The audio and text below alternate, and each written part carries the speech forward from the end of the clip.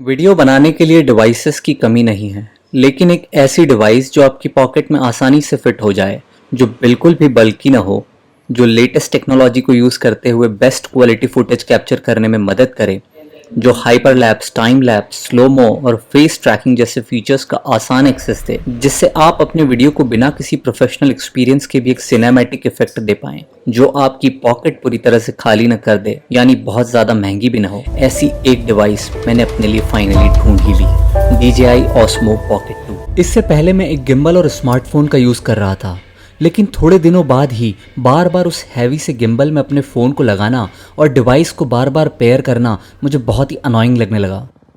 अच्छी क्वालिटी का ऑडियो हासिल करने के लिए उसमें एक्सटर्नल माइक्रोफोन का यूज़ करना ज़रूरी था, लेकिन एक्सटर्नल माइक्रोफोन अटैच करने के उसमें आसान ऑप्शंस नहीं थे। तो मुझे उसमें एक एक्सटेंडर आर्म लगाकर माइक्रोफोन कनेक्ट करना पड़ा, जिसने सेटअप को और भी ज़्यादा बल्कि और कॉम्प्लेक्स बना दिया।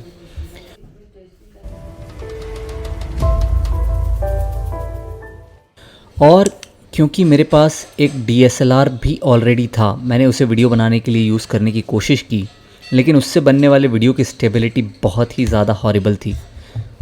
जब मुझे पता चला कि ऐसा भी एक डिवाइस है जिसमें कैमरा और गिम्बल दोनों एक ही साथ आते हैं और वह इतना छोटा है कि आसानी से मेरी पॉकेट में स्लाइड भी हो सकता है, मैंने उसी वक्त डिसाइड कर लिया कि मुझे इस ऑप्शन को एक्सप्लोर करना है। बहुत दिनों की रिसर्च के बाद मैंने ये डिवाइस खरीदने का डिसीजन लिया और लगभग 1 महीने यूज़ करने के बाद अब मैं ये कॉन्फिडेंस से कह सकता हूँ कि ये बहुत ही अमेजिंग डिवाइस है और इसने मुझे बिल्कुल भी डिसअपॉइंट नहीं किया है।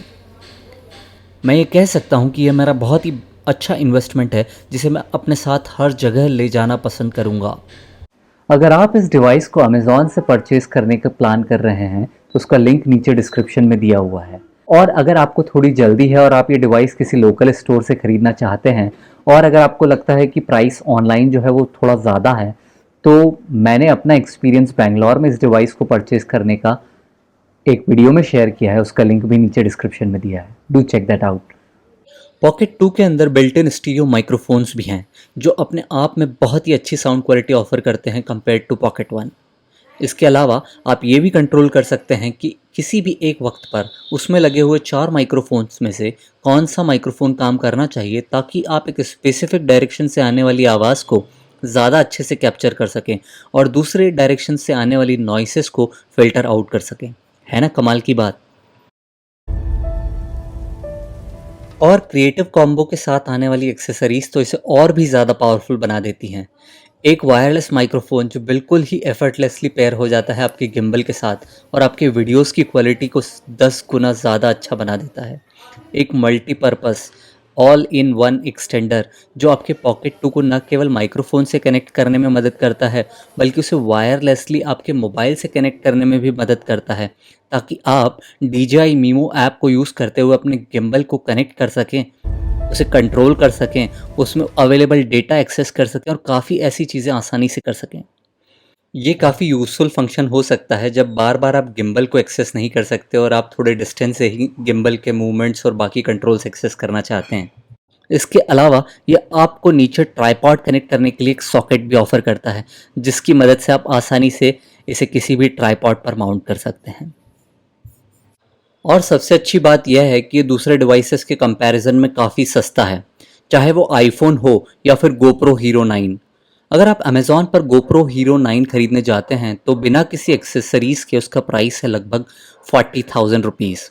और अगर आप पॉकेट 2 क्रिएटिव कॉम्बो खरीदते हैं तो वो आपको पड़ता है लगभग 41 टू 42,000 रुपीज़ में।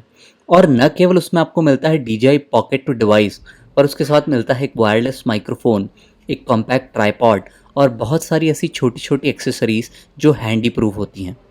मेरा यकीन मानिए, वायरलेस माइक्रोफोन बहुत ही वैल्यूएबल एक्सेसरी है और उसका इंपॉर्टेंस मैं जितना ज़्यादा एम्फेसाइज करूं उतना ज़्यादा कम है। अगर आप एक वायरलेस माइक्रोफोन ख़रीदने जाते हैं मार्केट में तो सबसे बड़ी प्रॉब्लम यह है कि वो बहुत एक्सपेंसिव आते हैं, स्पेशली अच्छी क्वालिटी के माइक्रोफोन्स। और दूसरा बड़ा चैलेंज यह है कि उन्हें बार बार कनेक्ट करना आपके गिम्बल के साथ और पेयर करना बहुत ही मुश्किल काम होता है।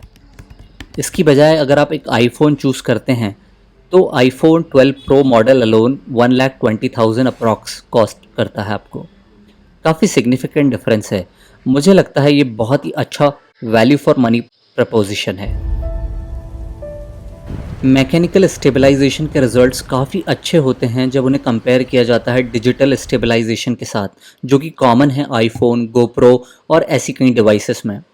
डिजिटल स्टेबलाइजेशन आपके वीडियो फुटेज की क्वालिटी को अफेक्ट करता है, जबकि मैकेनिकल स्टेबलाइजेशन में ऐसा कोई प्रॉब्लम नहीं होता और काफ़ी प्रोफेशनल क्वालिटी मिलती है आपको। एक और अच्छी बात यह है कि ये यूज़ करने में काफ़ी सिंपल है। इसके कंट्रोल्स काफ़ी आसानी से सीखे जा सकते हैं कुछ ही मिनटों में।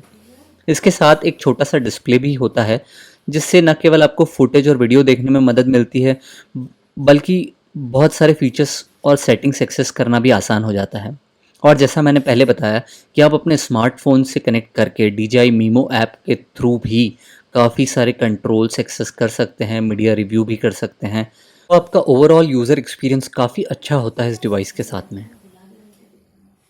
आईफोन से अगर कंपेयर किया जाए तो एक और अच्छी एडवांटेज यह है कि आप कभी भी मेमोरी की शॉर्टेज महसूस नहीं करेंगे, क्योंकि आप हमेशा अपने साथ कैरी कर सकते हैं as many memory cards as you like.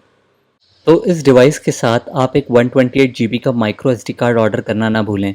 मैं DJI द्वारा recommended A2 memory card use कर रहा हूँ, जिसका लिंक नीचे डिस्क्रिप्शन में दिया हुआ है। आप इसे अमेज़ॉन से परचेज़ कर सकते हैं। आप इस डिवाइस को यूज़ करते हुए 4K वीडियोस 60 FPS में कैप्चर कर सकते हैं, जो इवन काफ़ी एक्सपेंसिव कैमरास में भी अवेलेबल नहीं होता है। स्लोमोस 1080p में आप up to 8x time slow speed से कैप्चर कर सकते हैं, जो बहुत ही अमेजिंग है।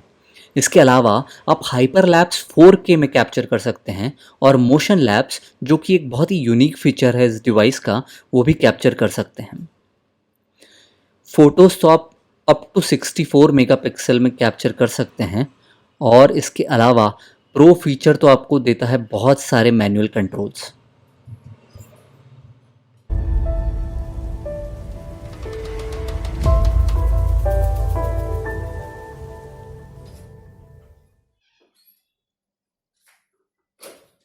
इन कंक्लूजन, अगर हम इसकी प्राइस, इसका परफॉर्मेंस और इसके न्यूमरस फीचर्स को देखें तो ये डेफिनेटली एक विनर है और मुझे इसे यूज़ करते हुए लगभग 1 मंथ हो चुका है and I can say with confidence that I made a really good choice. And if you are looking for a compact device तो मुझे लगता है ये आपके लिए one of the best options है, जो बहुत अच्छी स्टेबिलिटी देता है, बहुत ही अच्छी फुटेज क्वालिटी देता है और सारे एडवांस्ड फीचर्स जो आप अपनी डिवाइस में चाहेंगे एक अच्छे व्लॉगर बनने के लिए, वो मुझे लगता है आपको इसमें मिल सकते हैं। और अगर आपको ये वीडियो हेल्पफुल लगा हो और डिसीजन लेने में आपको हेल्प मिली हो तो इसे लाइक और शेयर ज़रूर कीजिएगा। Thank you so much for watching the video.